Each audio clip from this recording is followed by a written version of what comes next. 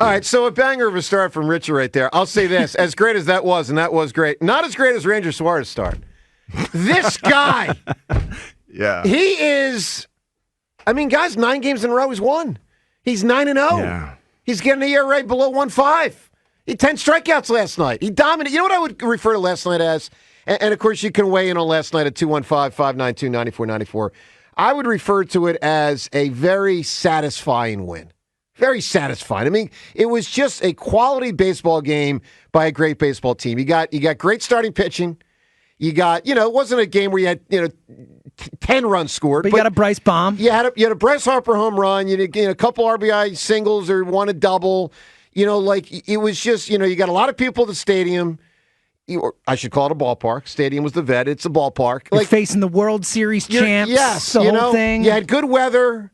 You're in first place. You beat the team that won the World Series last year. It really was a display. It was satisfying. It was very satisfying last night. It was satisfying because it was a display of a changing of the guard. Times have changed. Oh, what a difference, however many months it can make. That's right. That's the World Series champs, man. Yeah, no, it was. That's a big deal. That was a good team. Now, granted, this season hasn't been quite as good, and they were right there at 500, but they've got potential. Yeah. And we put them down yesterday. Yeah, big time. Ranger put them down with his 108 pitches once again without breaking a sweat for the most part. He's a cool customer. By the way, as tempting as it would be to play all 107 pitches that led up to 108. There's only so much time we have in the show. So we won't give you 1 through 107. We will give you pitch to end the 7th inning, pitch 108. And the 2-2 pitch. Strike 3 called, got him looking. And it's a 10 strikeout game tonight for Ranger Suarez as he ties his career high. No runs, 1 hit, 1 left. And Ranger dazzling against the Rangers tonight.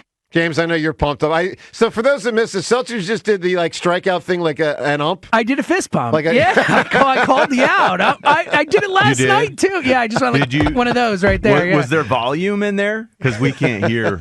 No, I didn't yell out when I did it. Yeah, but I'm pumped up, man. We got a 35-14 baseball team.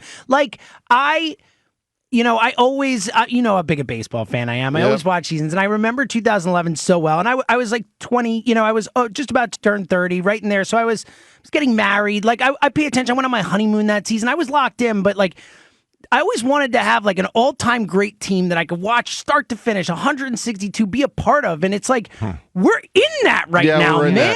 It is special. I've not been as excited for regular season baseball every night in my life as I am right now in this exact moment. That's a huge point. Last night, Ranger first pitcher to start the season 9-0 since Grover Cleveland Alexander. Yep. And they are the only 2 pitchers to ever do it.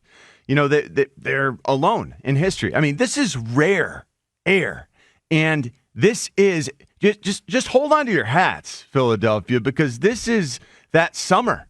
This is the summer that everyone's going to say, hey, remember what the park felt like the summer of 2024? Yeah. Remember how special that was?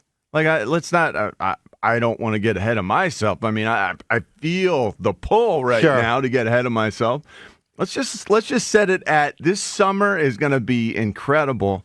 What we saw last night, once again, is just it's sort of the character of this team comes through night after night. No, I hear you. So look, here's the deal. Obviously, we want to hear from you at 215-592-9494 with what stood out to you last night, and you wake up in this Phillies mood you're in, and it's a great mood. And look, we've been in a lot of bad Phillies moods through the decades, but as James pointed out, this is a year, at least to this point, certainly we'd always remember. A lot of great, look, we'll give you a lot of stats and facts through the show because they're really starting to pile up. You may not know the Phillies are now 27-6 in their last 33 games. 27-6. They are 21 games above 500 in the last 33 games. And this is the first time since ESPN saying since at least 1901 that they've won 27 games in any 33-game span. The whole thing is nuts. They're 12-3 since Trey Turner went down, by the way. Yeah. Wow. No big deal. No, it's 12-3. It's great. It really is. And Ranger is the first Phillies pitcher to win 9 straight starts since Robin Roberts. And that was over 70 years ago. All right, so look. Ranger is also the first pitcher since ERA became a stat in 1913 to go undefeated with a sub-1.5 ERA and 65-plus strikeouts in his first 10 appearances. In the history of baseball. Yeah. Ever. Yeah, all right. Never happened. Look, so 215-592-9494 to react to last night and what you're thinking, what you're feeling. All right, so here's one for you, John. Mm-hmm. Sustainability. Yes. Is it sustainable? Like, what they're doing, is it sustainable? Joe, sustainability, yes, it is sustainable. The Phillies are so surplus good. You know, this is what Dave Dombrowski did. He took a team, kept building it. This is how you win in Major League Baseball. I'm discovering this as a viewer now. Like, you have to be so considerably great, like so much more, so much above the rest in order to consistently end up finishing ahead of the rest. We just weren't quite there yet before, and now, you know, we were good. We were borderline great before. We went to the World Series. Right. You know, that's a great team. That's a great performance down the stretch, but we weren't surplus good grade enough to overcome the outstanding pitchers that we saw in the World Series. You know, we weren't surplus grade enough. So Dave Dombrowski, Bryce Harper and company, they go back and re-solidify things. You know, the past couple off seasons.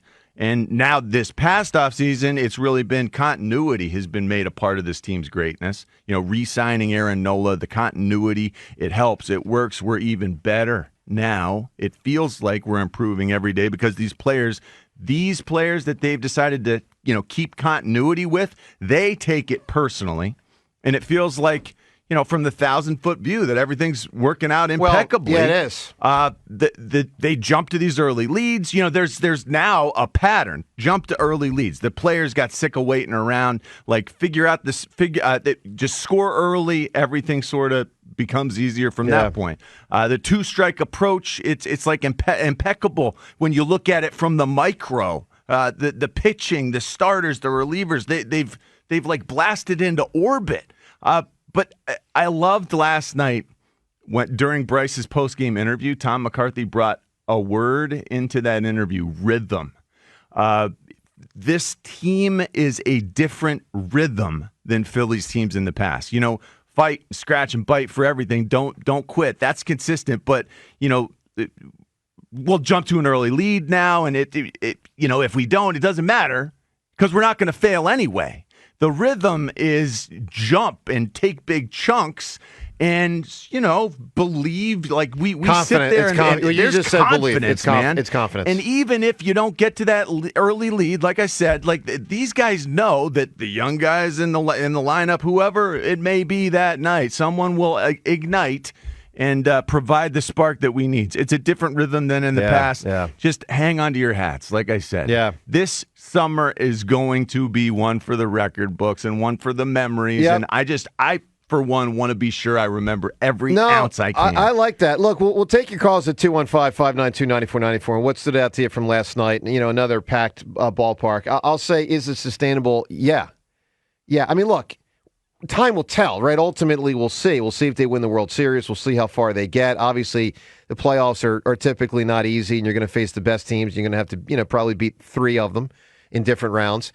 But, yeah, I mean, I've seen teams go wire to wire. I mean, I think there was a horse in the Preakness that went wire to wire a week or two ago. Like, that happens sometimes. And, you know, the irony is the Phillies won't technically be wire to wire because they struggled in the first week of April. I know. But thereafter, like, you know who also did? The 98 Yankees struggled in the first week of April. I mean, the 98 Yankees are the best team I've ever seen. They're the best team I've ever seen. Me too. And they started 0-3. I mean, they started 0-3. And then they won 114 games that season. They were their best team in baseball, and everyone knew it. Look, the 89 A's, everybody knew they were the best team in baseball. They just did it the whole time. They did it in the postseason. They swept the team in the World Series. Like, there are some teams. Now, look, there's also the Mariners in 2001 that won 116 games, didn't even make it to the World Series. I mean, there are examples. You know, the Giants, obviously, a couple years ago, won 107 or something ridiculous.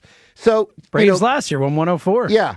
So time will tell on that front, you know, come October. And I'm not here to predict that they're definitively going to win the World Series or not. I think those predictions are, frankly, a little silly sometimes because there's so much that can happen. Here's what I know. They are exceptionally well positioned. They are 6 games now up on the division. They are now 11 games up on a playoff spot. They're going to October. They are playing like the best team in baseball, and they have the best starting pitching in baseball. And if you ask me, like, what's the biggest change from last year to this year, 2 years ago to this year, it is and John's right, what was the term you used, like depth? What would you say earlier? You said something, it alluded to depth of they got a lot of options, whatever the heck you said. Rangers changed this whole thing.